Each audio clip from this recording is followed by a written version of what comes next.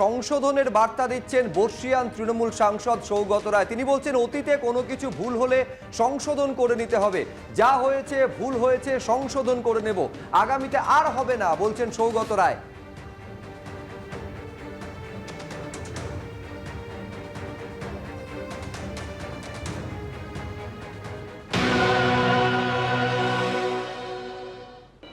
হ্যাঁ, আমরা সত্যি তো জানতাম না। গোপালও বলেছে, আমিও বলেছি, মদনও বলেছে, জয়ন্ত সিং এত বড় বাড়ি করেছে, আমরা জানতাম না। কেউ না বললে আমরা জানবো কি করে?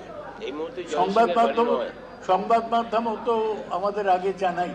এর আগে যখন ও বুম্বাকে মেরেছিল তখন তো ও গ্রেপ্তার হয়েছিল। ওকে নর্থ বেঙ্গল থেকে ধরে এনেছিল পুলিশ।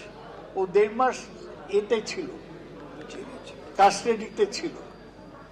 ও গতবার বেল পেয়ে গেল, তার কারণ ওই যে যাকে মেরেছিল সে যেই হাসপাতাল থেকে ছাড়া পেল, ও বেল পেয়ে গেল। আমি তো বারবার বলছি যে পুলিশ যথেষ্ট কড়া ধারা ওর বিরুদ্ধে দেয়নি, সেই জন্য ছাড়া পেয়েছে। নইলে তো আগের বাড়িও বন্ধ ছিল, সবাই জানতো কি করে। ঠিক আছে, বলেছি, পুলিশকে বলেছি যে কঠোরতম শাস্তি, সবচেয়ে কঠিন ধারা ওর বিরুদ্ধে দেওয়া উচিত।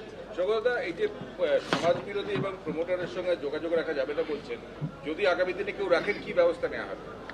পার্টি তার বিরুদ্ধে শোকজ করবে, দরকার হলে বহিষ্কার করবে। পার্টির নেতৃত্বকে জানিয়ে শোকজ বহিষ্কার দুটোই করা যেতে পারে। এটাকে শুধু কামারহাটির জন্য প্রয়োজন? আজকে তো আমরা কামারহাটি নিয়ে সিদ্ধান্ত নিয়েছি।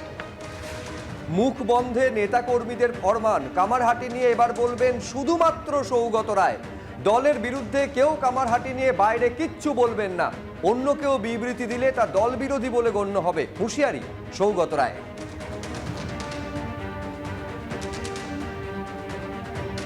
এখন এই জয়ন্তের কুকীর্তির সাথে পুরোপুরি সৌগত রায় এবং মদন মিত্র সহ তৃণমূল কংগ্রেসের অনেক বড় বড় নেতার নাম জড়িয়ে গেছে এবং সবাই জানে এর মধ্যে একটা বড় পয়সার লেনদেন, যে লেনদেনে জয়ন্ত এবং তৃণমূলের নেতা এবং পুলিশ পদাধিকারী সমস্ত যুক্ত আছে।